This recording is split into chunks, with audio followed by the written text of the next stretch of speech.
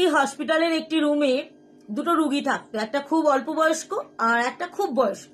অল্প বয়স্ক রুগীটার পাশের বেডে জানলা ছিল না, কিন্তু বয়স্ক রুগীটার বেডের পাশে জানলা ছিল। সেই রোজ জানলা দিয়ে যা দেখতো ওই অল্প বয়স্ক ছেলেটাকে গল্প শোনাতো। নদী, ছেলেরা খেলা করছে, নদীতে নৌকা চলছে, মাঝিরা নৌকা চালাচ্ছে, আকাশে পাখি উড়ে যাচ্ছে, গাছে পাখি বসে আছে, কিচিরমিচির শব্দ। আর ছেলেটাকে শোনাতো, ছেলেটা নিজের মতো করে খুব সুন্দরভাবে অনুভব করতো এবং খুব ভালো লাগতো।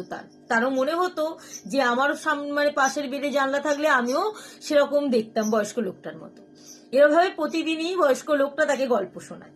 গল্প শোনাতে শোনাতে একদিন বয়স্ক লোকটা মারা যায়। মারা যাবার পর ছেলেটা নার্সকে বলে, নার্স, ওই যে বয়স্ক লোকটা যে বেডে ছিল জানলা দিয়ে এত কিছু দেখতো, আমাকে গল্প শোনাতো, আমি ওই বেডেতে যাব এবং আমি ওই জানলা দিয়ে প্রাকৃতিক দৃশ্য বা যা যা উনি দেখতেন, আমাকে গল্প বলতেন, আমি সেগুলো দেখে সারাদিন আনন্দে থাকতে চাই।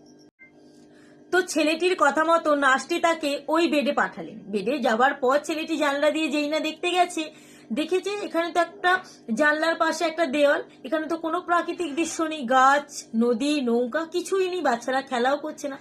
তখন সে নার্সকে বলল, নার্স, বয়স্ক লোকটা যখন ছিলেন তখন আমাকে কত গল্প বলতো, কিন্তু এ তো একটাও কিচ্ছু দেখা যাচ্ছে না। তাহলে উনি যে আমায় গল্পগুলো বলতেন, কি করে বলতেন, কি দেখতেন তাহলে?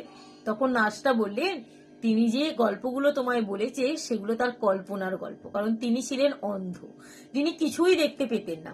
তিনি যা কল্পনা করতেন তোমাকে খুশি করার জন্য, সেই কল্পনাগুলো তোমার উপর তোমাকে বলে শোনাতো যাতে তুমি খুশি হও। আচ্ছা, এই গল্পটার মধ্যে কি বুঝতে পারলেন?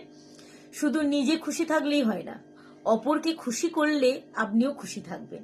তাই আমরা ছোটখাটো খুশির মাধ্যমে অপরকে খুশি করতে পারি, তার ফলে কিন্তু আমরাও শান্তিতে থাকতে পারবো।